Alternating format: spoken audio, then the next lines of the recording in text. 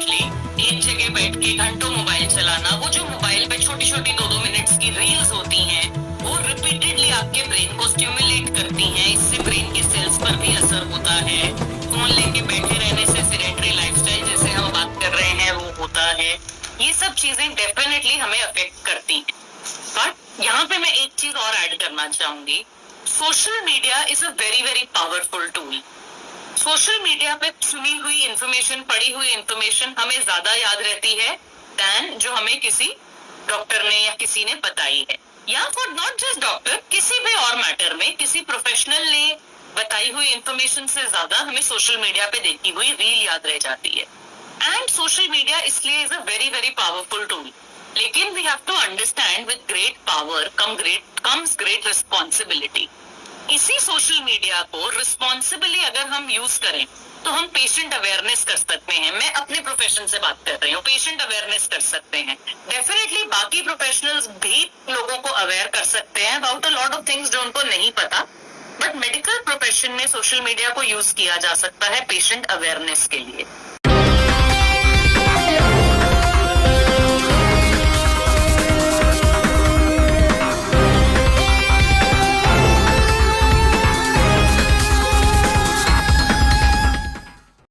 नमस्कार, मैं विष्णु अग्रवाल आप सभी का स्वागत करता हूं। आप देख रहे हैं daily India time division news channel. आज हम मुलाकात करने जा रहे हैं सर गंगाराम हॉस्पिटल की senior physician doctor Sipra Gulati से। Doctor Sipra Gulati senior physician है, दिल्ली में जाना पहचाना नाम है। हम उनसे बात करेंगे मौजूदा समय में लाइफ स्टाइल से जुड़े हुए कुछ खास रोगों के बारे में, जो हमारी लाइफ स्टाइल है जिसके कारण चाहे बच्चे हों या यंगर हो या एजेड लोग हों, उनकी जो लाइफ है वो कई बड़ी बीमारियों की शिकार हो रही है, जिसमें मोटापा है, डायबिटीज है, हाइपरटेंशन है। ऐसी कई बड़ी बीमारियां हैं जिनकी जो मेन जो वजह है, उसका जो कारण है वो लाइफ स्टाइल को बताया जाता है। नमस्कार मैम, आपका स्वागत है। नमस्कार, thank you to have me on this platform once again.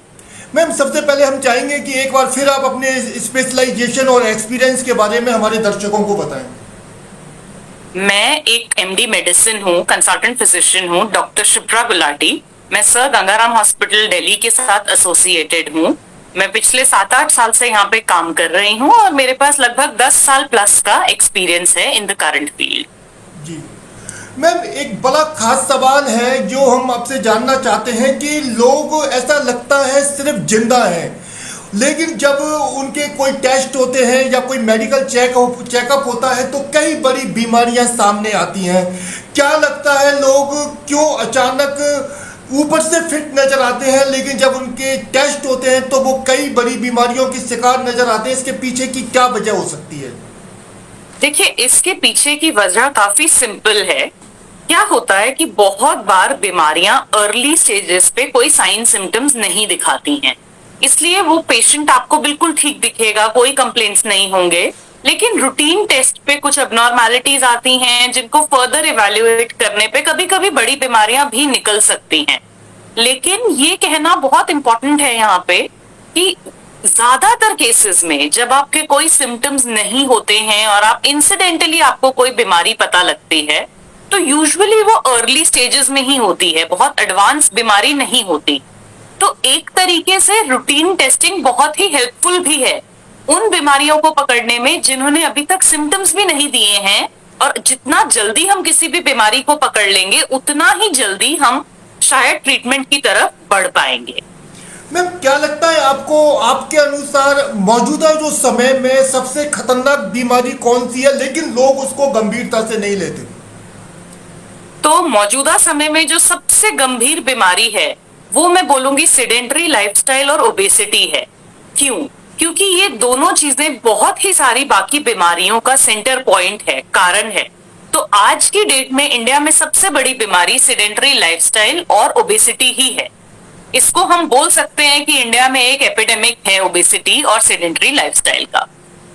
Ma'am, क्या लोग रियल में हेल्दी है? क्योंकि जैसे हम देखते हैं कि जब टेस्ट रिपोर्ट आती है तो बड़ी बड़ी बीमारियां सामने आती हैं, तो मन में सवाल उठता है कि क्या हमारा जो शरीर का जो ऊपरी ढांचा है हम काफ़ी सुंदर नज़र आते हैं, ताकतवर नज़र आते हैं, लेकिन टेस्ट रिपोर्ट हमारी हेल्थ की पोल खोल देती है। क्या कारण है मैम? तो देखिए, हेल्थ के दो एस्पेक्ट्स हैं। नंबर एक, आप कैसा महसूस कर रहे हैं और आप ऊपर से कैसे हैं, जैसा कि आपने बोला। और नंबर दो कि आपके रूटीन टेस्ट क्या दिखा रहे हैं। जैसा मैंने ऑलरेडी बोला कि बहुत बार रूटीन टेस्ट की मदद से हम बीमारियों को जल्दी पकड़ सकते हैं उनके सिम्टम्स से पहले। तो जब तक मरीज को कोई सिम्टम नहीं है, मरीज अपना रूटीन काम बिना किसी रुकावट के कर पा रहा है, मरीज को अच्छा महसूस हो रहा है, तब तक डेफिनेटली मैं कहूंगी कि पेशेंट हेल्दी है। और एक और चीज जो समझने की जरूरत है कि बहुत बार रिपोर्ट्स में कुछ अबनॉर्मैलिटीज छोटी छोटी आ सकती हैं, लेकिन मरीज ठीक होता है। हमें यहाँ मरीज को ठीक करना है, रिपोर्टों को नहीं। तो मरीज की कंडीशन बहुत ही इंपॉर्टेंट है इसमें। मैम, आप क्योंकि सर गंगाराम हॉस्पिटल में फिजिशियन हैं और सर गंगाराम हॉस्पिटल दिल्ली में ही नहीं पूरे भारत में एक ब्रांडेड हॉस्पिटल है, तो आपसे मैं जानना चाहता हूं कि मैम आपके प्रोफेशनल कैरियर में कोई ऐसा केसेस आपके सामने आया जिससे आपको लगा हो कि ये तो बड़ा चैलेंज है और उसने आपको अंदर तक हिला दिया? देखिए, गंगाराम हॉस्पिटल जैसे आपने बोला पूरे इंडिया में मशहूर है और इसलिए एक रेफरल सेंटर है then a primary care hospital. हमारे पास पूरे हिंदुस्तान से बहुत ही कॉम्प्लिकेटेड केसेस आते हैं। तो जो आप बोल रहे हैं कि कोई केस जो बहुत कॉम्प्लिकेटेड हो, वो तो हम on an average every day देखते हैं। तो एक केस बताना बहुत डिफिकल्ट है। लेकिन एक चीज जो गंगाराम हॉस्पिटल में आए केसेस या किसी भी हॉस्पिटल में आए केसेस से एज डॉक्टर्स हमने सीखी कि हम अपनी हर कोशिश कर सकते हैं, लेकिन the final will has to be God's. कभी कभी जो मरीज हमें लगता है कि सरवाइव नहीं करेंगे, वो बिल्कुल ठीक होके घर जाते हैं। और कभी कभी कुछ मरीज जो ठीक होते हैं, सडनली कुछ कॉम्प्लिकेशन के कारण अनफॉर्चुनेटली हम उन्हें लूज कर देते हैं। तो डॉक्टर से ऊपर एक सुपर पावर है जो सब कुछ डिसाइड करती है। मैम, अभी एक खास सवाल है मेरा आपसे। अभी कुछ समय पहले लंदन के एक मेडिकल इंस्टीट्यूशंस ने रिपोर्ट जारी की थी भारतीयों की हेल्थ को लेकर, जिसमें उन्होंने ये कहा था कि भारतीयों में जो तनाव बढ़ रहा है या जो भारतीय लोग हैं ज़्यादा चिंता करते हैं और ये एक साइलेंट किलर की तरह है। क्या लगता है आपको, ये बात सही है? देखिए, डेफिनेटली स्ट्रेस एक साइलेंट किलर की तरह है। स्ट्रेस की वजह से बहुत सारी और प्रॉब्लम्स आ सकती हैं, बीपी बढ़ना, शुगर्स अनकंट्रोल होना, ये सब स्ट्रेस रिलेटेड है। एंड कहीं ना कहीं हम भी देख रहे हैं कि आजकल स्ट्रेस रिलेटेड यंगर पॉपुलेशन में हार्ट अटैक्स, ब्लड प्रेशर बहुत कॉमन हो गया है। इसमें कोई डाउट नहीं है कि स्ट्रेस एक साइलेंट किलर है, इसलिए स्ट्रेस को कंट्रोल करना बहुत जरूरी है। एक और मेरा सवाल जो एक वो भी है कि लंदन की रिपोर्ट से ही जुड़ा हुआ है कि भारत में जो डायबिटीज है, ऐसा लगता है जैसे भारतीयों की रगों में समा गई है मैम। बहुत ज़्यादा मुश्किल दौर से गुजर रहे हैं लोग, चाहे गांव हो, शहर हो, दिल्ली मुंबई जैसे बड़े शहर हो। 10 में से 8 लोग देखा जाता है कि डायबिटिक पेशेंट निकल के सामने आ रहे हैं। क्या लगता है आपको, क्या ये भारत में महामारी जैसा हो सकता है एक समय पर? बिल्कुल, डेफिनेटली ये भारत में महामारी जैसा हो सकता है। डायबिटीज इंडिया में बहुत ज्यादा प्रेवलेंट हो रहा है, इंसिडेंस बहुत बढ़ गया है and we are almost there to be called as the world's diabetic capital, जिसका मतलब है कि पूरी दुनिया में सबसे ज्यादा डायबिटिक्स यहीं पर हैं। डायबिटीज के लिए बहुत सारी चीजें हैं जिनका इंटरप्ले होता है, आपके जेनेटिक फैक्टर्स, आपका खाना पीना, आपका लाइफस्टाइल, इन सब चीजों से डायबिटीज आपको प्रीडिस्पोज होता है। तो इंडियन जो हैं वो बहुत ज्यादा प्रीडिस्पोज हैं for diabetes and incidence of diabetes India में बढ़ता ही जा रहा है and we are almost as the diabetic capital of the world. Ma'am, कैसे हो जाता है ये डायबिटीज? मतलब क्या लक्षण होते हैं, कैसे पहचान करेगा एक नॉर्मल आदमी शुरुआत से? देखिए, जैसे मैंने आपको बताया कैसे होता है, एक बड़ा ही कॉम्प्लिकेटेड सवाल है। इसमें जेनेटिक फैक्टर्स रोल प्ले करते हैं, एनवायरमेंटल फैक्टर्स जैसे कि आप क्या खा रहे हैं, आपका लाइफस्टाइल क्या है, आप कितना एक्सरसाइज करते हैं, आपका वजन कैसा है, ये सब चीजें रोल प्ले करती हैं। लेकिन हाँ, ये कहना कोई ज्यादा चीनी खाता है इसलिए उसको शुगर होगा, ये पूरी तरह सही नहीं है। और जहां तक आपने बोला कि कैसे पता लगेगा, अनफॉर्चुनेटली डायबिटीज के बहुत लोगों को ऑब्वियस सिम्टम्स नहीं आते हैं। जैसे कि आप सब ने गूगल में, न्यूज़पेपर्स में, सब जगह पढ़ा होगा कि डायबिटीज के कॉमन सिम्टम्स होते हैं बहुत प्यास लगना, गला सूखना। ये सब चीजें जरूरी नहीं है कि सबको एक्सपीरियंस हो। और सिम्टम्स हो सकते हैं जैसे कोई जख्म हो गया, उसके भरने में समय लगना, ये भी एक बड़ा ही कॉमन सिम्टम है। लेकिन अभी भी most commonly diabetes incidentally detected है, मतलब कि हमने किसी और चीज की वजह से टेस्टिंग कराई जिसके अंदर डायबिटीज का पता चला। मैम, अगर मान लीजिए कोई हेल्दी पर्सन है, उनको डायबिटिक नहीं है और वो चाहते हैं कि मुझे फ्यूचर में कभी डायबिटीज ना हो, मुझे दिक्कत नहीं हो, तो घरेलू स्तर पर एक हेल्दी व्यक्ति कैसे अपना बचाव कर सकता है? देखिए, एक आइडियल वेट मेंटेन करिए, आइडियल लाइफस्टाइल मेंटेन करिए। आइडियल लाइफस्टाइल से मतलब है अच्छा स्लीपिंग पैटर्न रखिए, फिजिकल एक्टिविटी अच्छी रखिए, कोई स्मोकिंग, अल्कोहल इस तरह की चीजों में इंडल्ज नहीं करिए। इससे चांसेस कि आपको डायबिटीज हो घट सकते हैं, लेकिन शॉर्ट गारंटी किसी भी चीज से नहीं है कि डायबिटीज नहीं होगी। ओके मैम, अगर कोई डायबिटिक पेशेंट है और वो आपसे या किसी भी जो सीनियर फिजिशियंस हैं इंडिया में, किसी भी कहीं भी किसी डॉक्टर से वो अपने ट्रीटमेंट लेते हैं, बेस्ट डॉक्टर से, तो मैम क्या कोई गारंटी है या कोई समय सीमा तय है कि इतने ट्रीटमेंट के बाद डायबिटिक पेशेंट ठीक हो जाएगा? तो अनफॉर्चुनेटली अभी तक जो भी दवाइयां और सब रिसर्चेस हैं, डायबिटीज रिवर्स होता हुआ बहुत ही कम लोगों में देखा गया है। डायबिटीज एक क्रॉनिक बीमारी है, लंबे समय तक चलने वाली बीमारी है, जिसको कंट्रोल करना हमारा टारगेट है, उसको क्योर नहीं किया जा सकता। आप समझिए डायबिटीज क्यों होता है। डायबिटीज इसलिए होता है कि जब भी हम कुछ खाते हैं, उसके रिस्पॉन्स में हमारी बॉडी इंसुलिन बनाती है शुगर को कंट्रोल करने के लिए।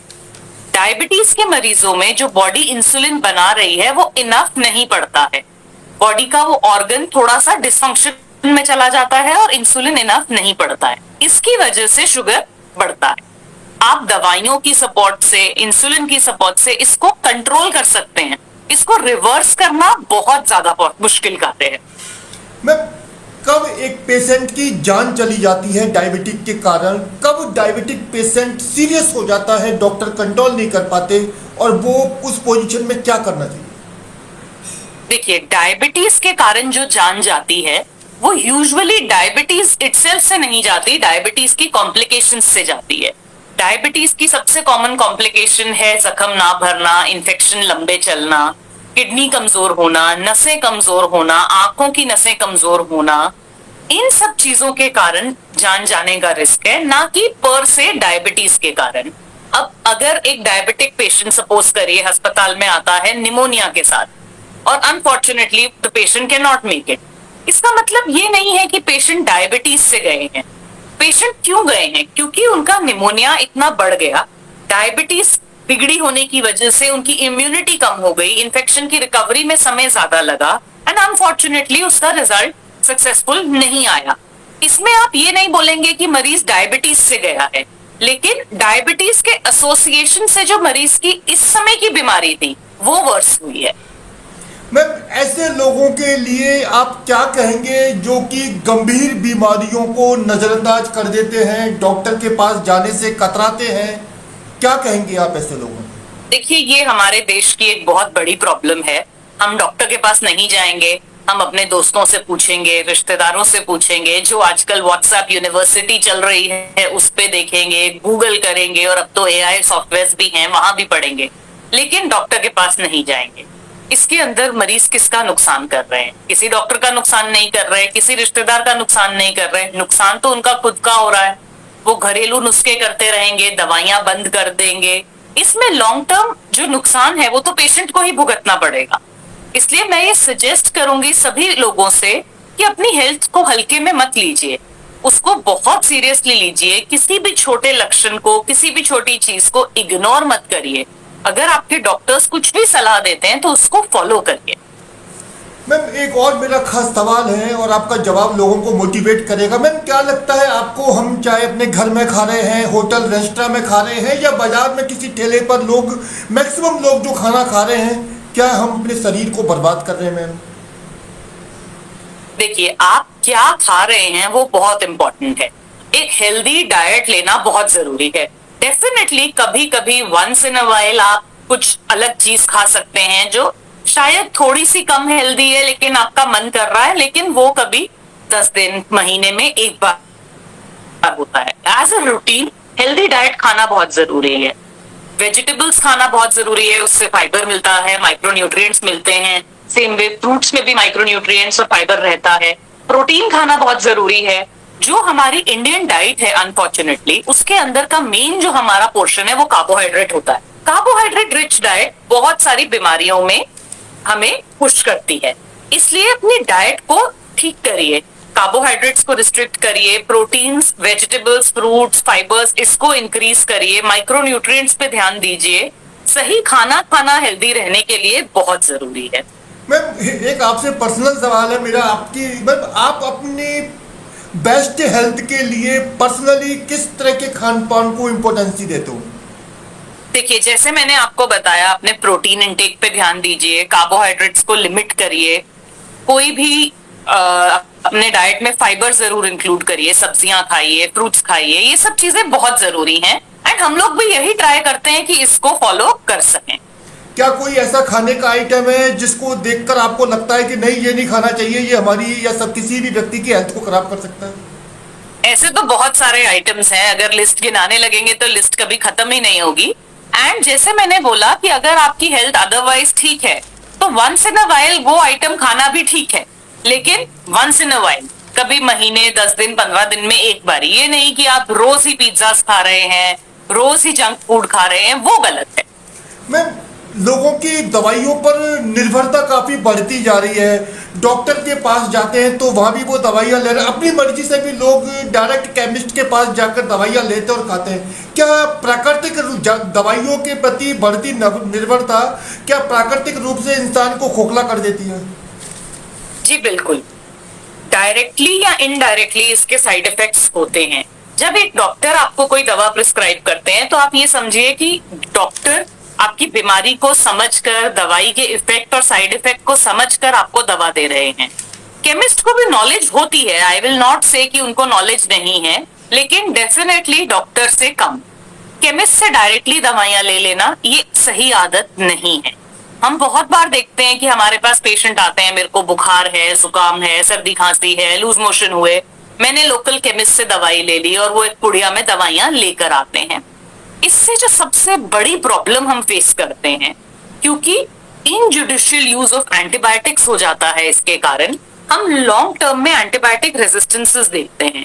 अगर मैं आपको बताऊं तो इस समय हेल्थ केयर में जो सबसे बड़ी प्रॉब्लम है वो ये है कि जब हॉस्पिटल में मरीज आते हैं, जो कीटाणु उनके इन्फेक्शन से हम आइसोलेट करते हैं वो सब ड्रग रेजिस्टेंट होते हैं।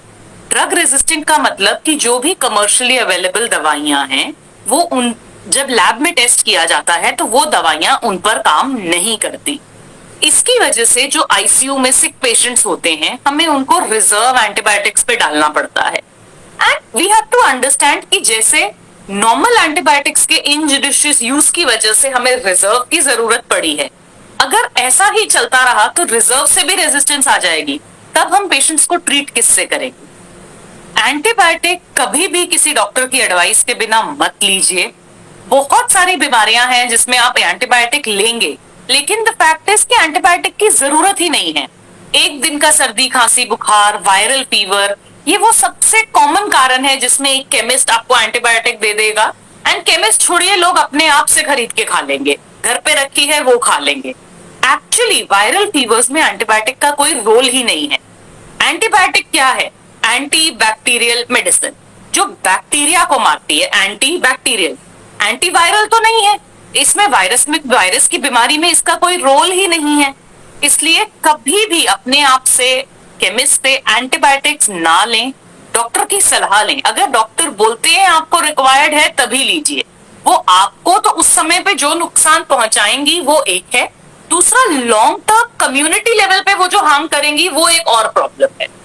मैम आजकल कुछ केसेस अभी मीडिया रिपोर्ट्स में सामने आए हैं, खासकर पंजाब में, दिल्ली में, महाराष्ट्र में भी ऐसा देखा गया है कि मैम सरल जो काफ़ी हेल्दी लोग हैं, मतलब यंगर एज के काफ़ी हेल्दी लोग हैं, फिट हैं, जिम करते हैं, अच्छा खाते हैं, उसके बावजूद सडन उनकी बॉडी में वीकनेस हो रहा है मैम। उनके जो शोल्डर हैं वो झुक जाते हैं, धुंधला दिखता है, काफ़ी वीकनेस फील होती है। कुछ जो डॉक्टर्स हैं वो ये दावा करते हैं कि हार्मोन्स में सडन गिरावट आने की वजह से ऐसा हो सकता है। क्या लगता है आपको, खासकर पंजाब में इस तरह के केसेस ज़्यादा देखे गए हैं? क्या लगता है आपको, क्या हमारे प्राकृतिक रूप से कुछ जो वायुमंडल में डिस्टरबेंस है या खान पान में डिस्टरबेंस है, क्या वजह हो सकती है कि सडन वीकनेस आती है? इसकी जो सबसे कॉमन वजह है वो है, जैसे आपने बोला, यंगस्टर्स जो जिम जाते हैं या फिर पंजाब हरियाणा के लोग। अगर आप डेटा देखें, पंजाब हरियाणा के लोगों में मल्टीपल ड्रग एडिक्शन सबसे ज्यादा कॉमन है। ये जो ड्रग्स हैं, स्मोकिंग है, ये सब चीजें बॉडी को कमजोर करती हैं। आपने बहुत केसेस सुने होंगे, यंग इंसान एकदम फिट, जिम में सडनली कोलैप्स कर गए, हार्ट अटैक हो गया एंड एक्सपायर कर गए। ये एक बहुत ही मेजर साइड इफेक्ट है स्मोकिंग का, ड्रग्स का। और दूसरा, जो जिम जाने वाले लोग हैं वो बहुत सारे सप्लीमेंट्स लेते हैं एंड अनफॉर्चुनेटली सप्लीमेंट्स कभी कभी अडल्टरेटेड होते हैं, उसके अंदर कुछ गलत पदार्थ मिले होते हैं जिसकी वजह से ये साइड इफेक्ट्स हो सकते हैं। तो अगर आप सप्लीमेंट्स ले रहे हैं, बी वेरी श्योर कि आप गुड क्वालिटी सप्लीमेंट्स लें, किसी की गाइडेंस के अंडर सप्लीमेंट्स लें। और एक मेरी ये रिक्वेस्ट है इस पोर्टल के थ्रू यंगस्टर्स से कि प्लीज स्मोकिंग, अल्कोहल और बाकी जितने भी ड्रग्स कमर्शियली अवेलेबल हैं उनसे दूर रहिए। वो आपकी बॉडी को बहुत ही कमजोर बना रहे हैं। You are doing a damage to yourself. एक बड़ा मैम पेचीदा सवाल है। कई बार मैक्सिमम लोगों को हम बात करते सुनते हैं कि काफ़ी लोग होते हैं मैम, पूरी लाइफ वो स्मोकिंग भी यूज में लेते हैं, वाइन यूज में लेते हैं, दुनिया भर के वो मैम ड्रग एडिक्ट होते हैं और वो पूरी लाइफ फिट रहते हैं मैम। और कुछ स्पेशली दूसरे लोग होते हैं जो कुछ समय के यूज के बाद सीवियर बीमारियों के शिकार हो जाते हैं। तो मैम पर्सन टू पर्सन जो ड्रग्स है या स्मोकिंग है या वाइन है, ये पर्सन टू पर्सन बॉडी पे इफेक्ट करते हैं मैम? बिल्कुल, कोई भी चीज जो हम कंज्यूम करते हैं, चाहे वो खाना हो, चाहे वो दवाइयां हो, चाहे वो ड्रग्स हो, उसका person to person effect different होता है। ये नोन चीज है। डेफिनेटली हमने भी देखा है कि बहुत बार क्रॉनिक स्मोकर्स, क्रॉनिक अल्कोहलिक्स बहुत अच्छी लाइफ जीते हैं, लेकिन अगर हम डेटास देखें तो उसका प्रोपोर्शन बहुत कम है। जबकि on the other hand smokers, alcoholics, addicts में बीमारियां, प्रॉब्लम्स, उसका प्रोपोर्शन बहुत ज्यादा है। तो क्योंकि एक बहुत लिमिटेड पॉपुलेशन में कोई दिक्कत नहीं हुई, डज नॉट मीन कि हम सारी पॉपुलेशन को ये एडवाइस करें कि नहीं, it's okay, you can do it. अगर ज्यादा प्रोपोर्शन में दिक्कत हुई है तो मतलब ये चीजें दिक्कत कर सकती हैं और it is best rather to avoid them. Ma'am एक मेरा आपके प्रोफेशन से जुड़ा सवाल है मैम।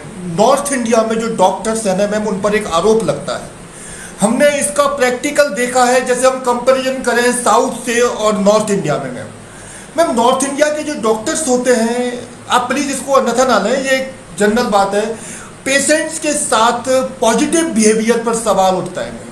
पेशेंट मैक्सिमम जो डॉक्टर्स हैं वो पेशेंट्स को समझ पाने में सक्सेस नहीं रहते।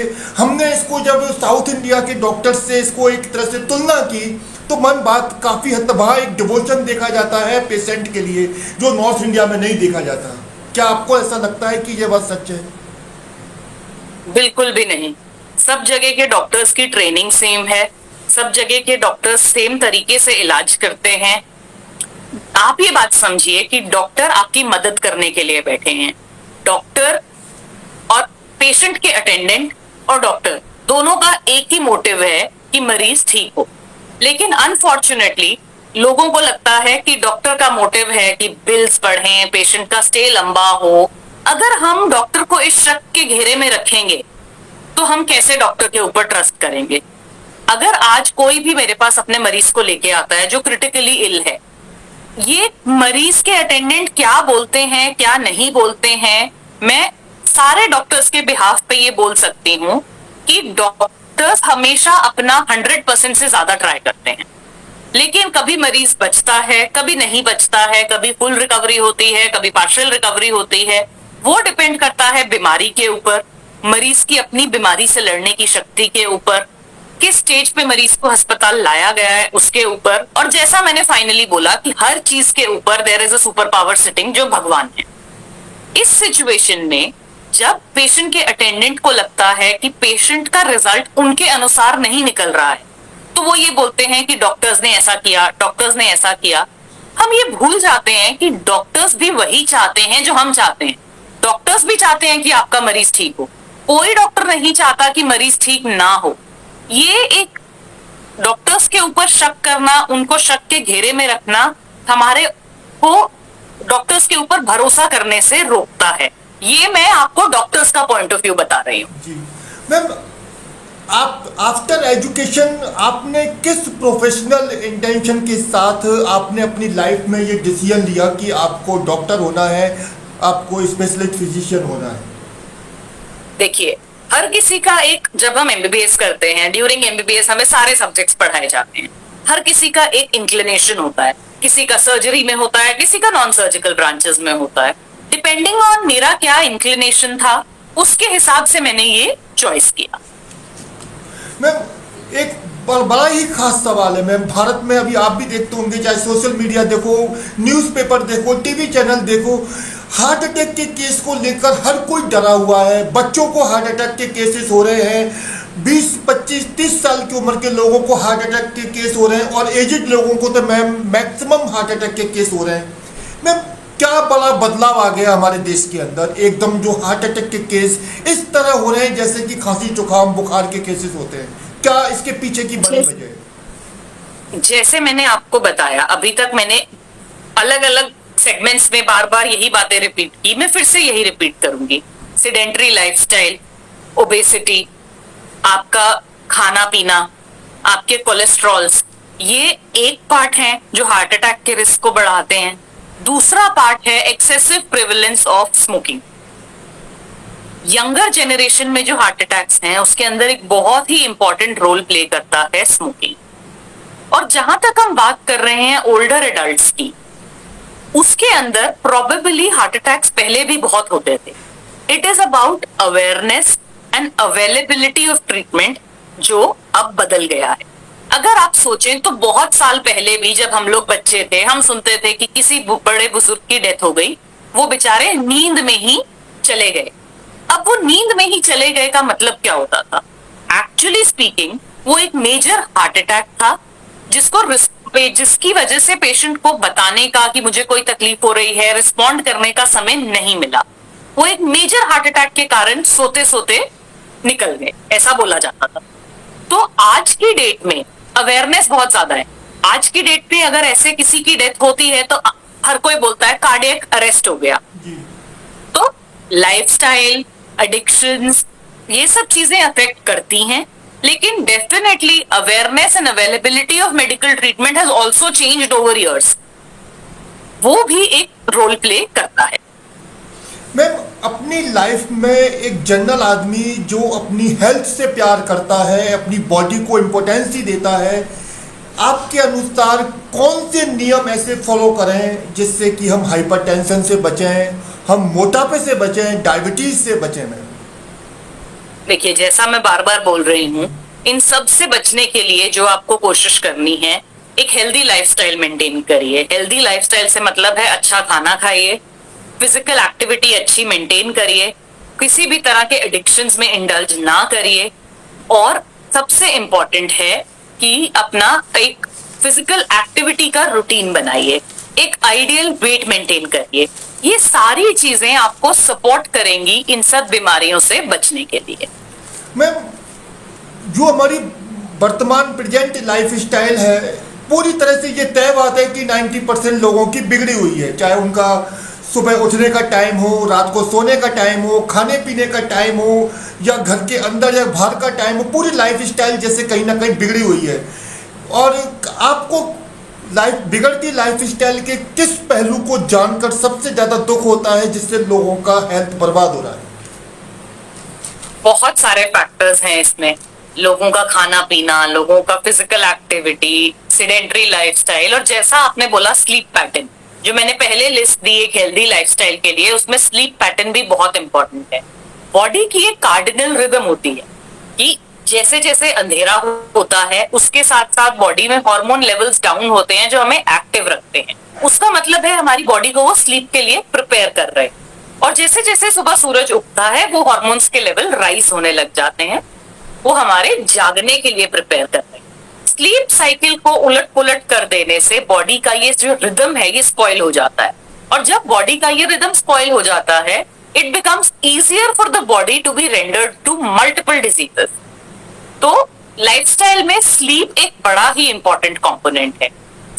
6 से 7 घंटे की अच्छी स्लीप लेना बहुत जरूरी है। एंड सिर्फ 6 से 7 घंटे की अच्छी स्लीप नहीं, सही समय पे स्लीप लेना बहुत जरूरी है। मैम 2026 में आज हम आपसे बात कर रहे हैं, उसके बावजूद बड़ी जटिल सवाल है मैम कि आज भी जो हम देखते हैं हमारे देश के अंदर जो पेशेंट हैं, चाहे वो एजुकेटेड है या अनएजुकेटेड है, कोई फर्क नहीं पड़ता, आज भी पूरा जब हेल्थ उनका बिगड़ जाता है, आखिरी स्टेज आ जाती है, तब डॉक्टर के पास आते हैं। ये लापरवाही है या जागरूकता में कमी है मैम? दोनों चीजें हैं। जागरूकता में कमी है, लापरवाही है, और मेडिकल सिस्टम पे लैक ऑफ ट्रस्ट है। अगर कोई पेशेंट अदरवाइज जो ठीक होगा वो हमारे पास आएगा, हम उसका बीपी चेक करेंगे, बीपी बढ़ के आएगा, हम उन्हें जो भी इंस्ट्रक्शंस देंगे वो फॉलो नहीं करेंगे कि मुझे तो कभी ये प्रॉब्लम हुई ही नहीं। ये समझिए कि कभी ना कभी हर प्रॉब्लम पहली बार होगी, और जब वो पकड़ में आए तभी सही समय होता है उसके ऊपर एक्ट करने का। उसको डिले करने में सिर्फ और सिर्फ मरीज का नुकसान होने वाला है। इसके अंदर लैक ऑफ अवेयरनेस है। लैक ऑफ अवेयरनेस क्यों है? क्योंकि हम देखते हैं व्हाट्सएप पे, फेसबुक पे बहुत सारे आपको वीडियोस मिल जाएंगे कि अच्छा आपको शुगर है तो आप दवाई छोड़ दीजिए, मेथी दाना खा लीजिए, ये खा लीजिए, वो खा लीजिए। As a physician of modern medicine मुझे नहीं पता कि ये मेथी दाना वगैरह कितना हेल्प करेगा, लेकिन मैं इतना जरूर समझती हूँ कि जब आपको दवा की जरूरत है तब अगर आप दवा बंद कर देंगे और सिर्फ इन चीजों पे रिलाय करेंगे तो आपके शुगर्स डेफिनेटली बढ़ने वाले हैं, आप अपना नुकसान कर रहे हैं। लैक ऑफ अवेयरनेस है and access to false information है। हमारे पास जो भी इंफॉर्मेशन सर्कुलेट हो रही है उसमें ज्यादातर चीजें फॉल्स हैं, मिथ्स ज्यादा हैं than facts, and unfortunately it is easier to believe a myth than to a fact.